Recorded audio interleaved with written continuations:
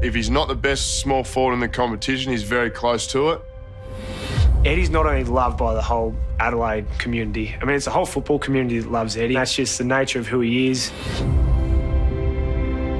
I don't think anyone's had a more positive influence on myself, the boys at the footy club, and the entire football club than Eddie Betts. An amazing guy, got a magnificent family, a loving, caring man who loves his kids and just treats everyone the same. When I think of Eddie, I think of joy, happiness, a family man, and just an electrifying player.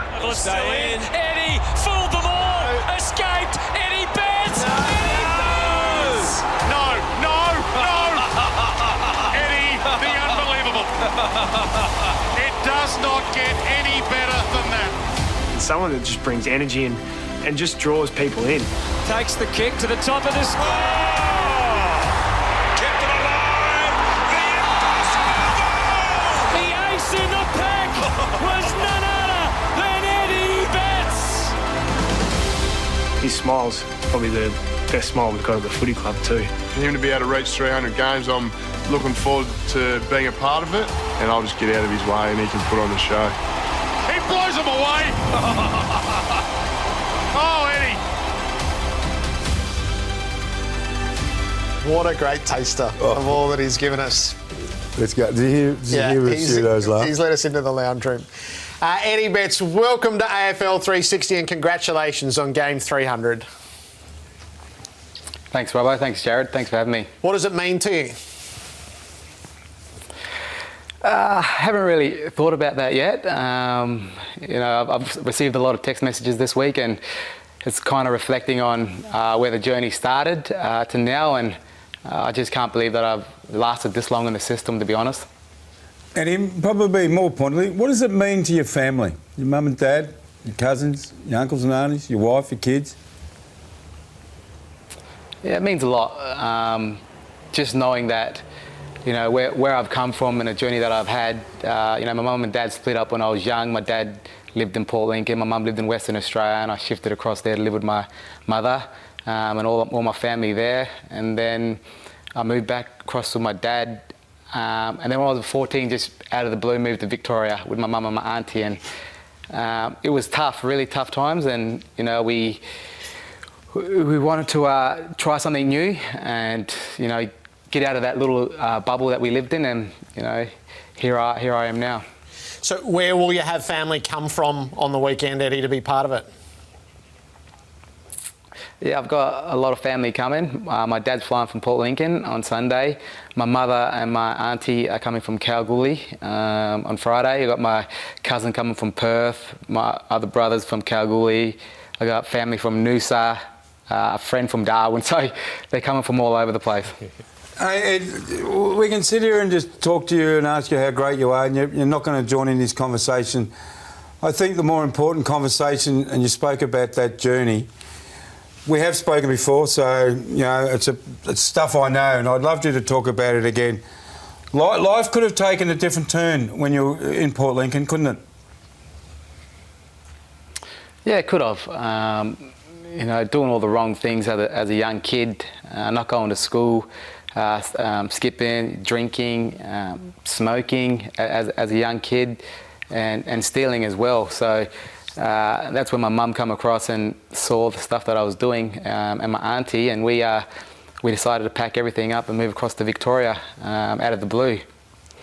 And you got an opportunity, right? So you got to AFL footy and even AFL football when you were at Carlton, and everyone loved you at Carlton.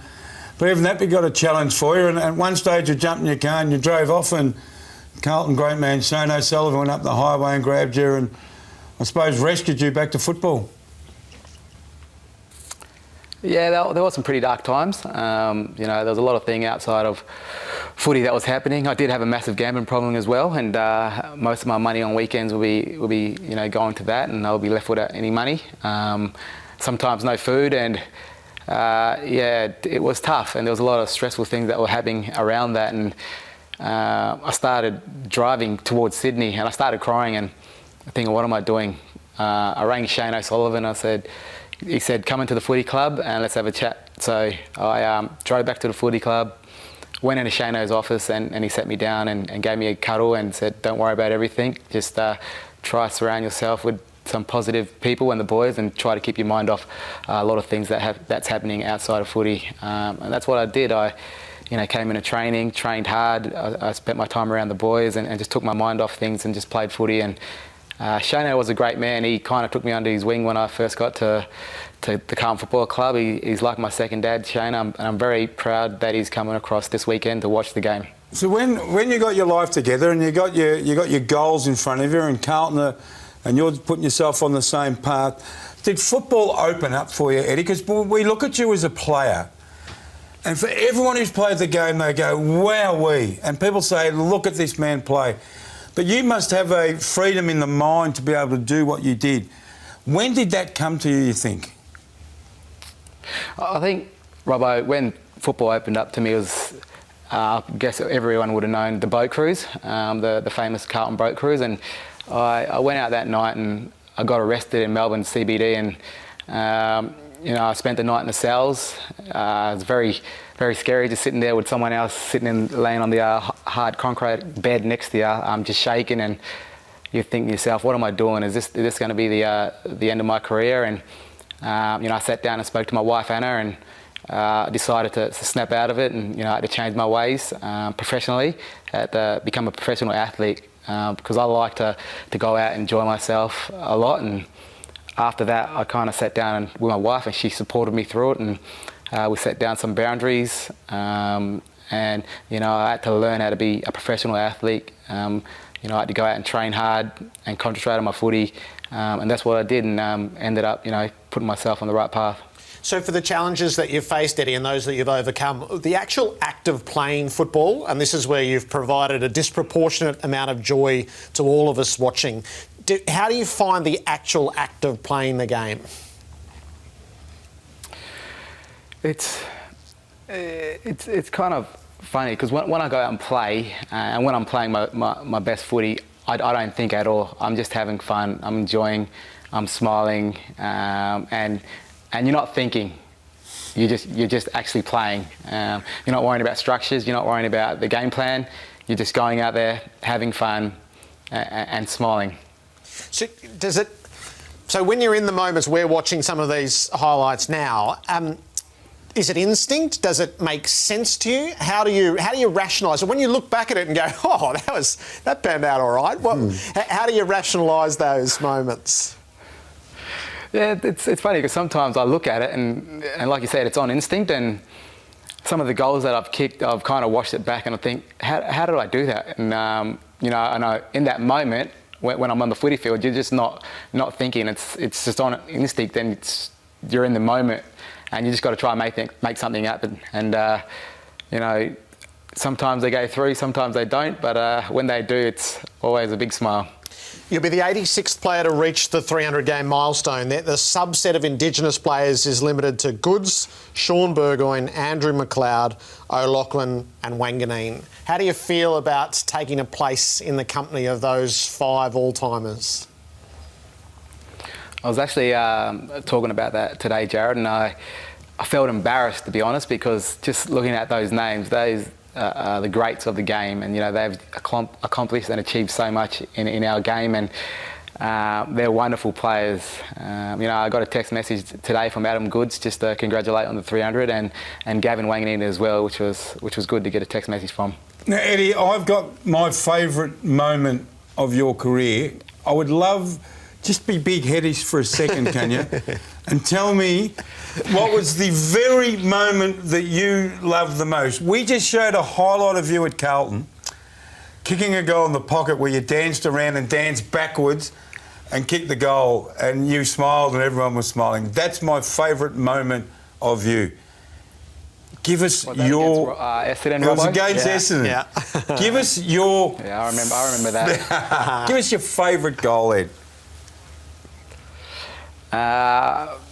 My favourite goal, I would have to say the one against GWS here at Adelaide Oval. From the pocket. It was in the Indigenous round, and my auntie, my dad's sister, designed a jersey as well for that weekend to play well in that game and to kick goal of the year at Adelaide Oval. Here it is now, Ed. We've got it up now.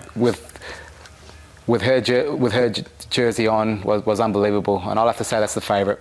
Beautiful. One on the collective. Always got stuck in Heath, Scotland too, because I always said my favourite goal was the Carlton one against Collingwood, where Heath, Scotland got knocked out by Alan Didak in the middle, and I've always said it was that one because I just wanted to remind him a little bit of what happened on that day. Beautiful. We've got this as well. We've got it as well, from the pocket.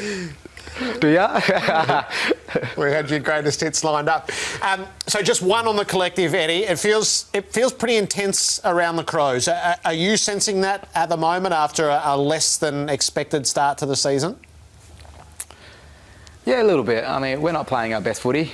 We know we can play better, and we have to own that as a team, as players and as coaches as well. So we're looking forward to bouncing back this week, and hopefully everyone can be excited, have a great week. We got main training tomorrow, have a great session, and when Sunday comes, hopefully we can go out and get the win.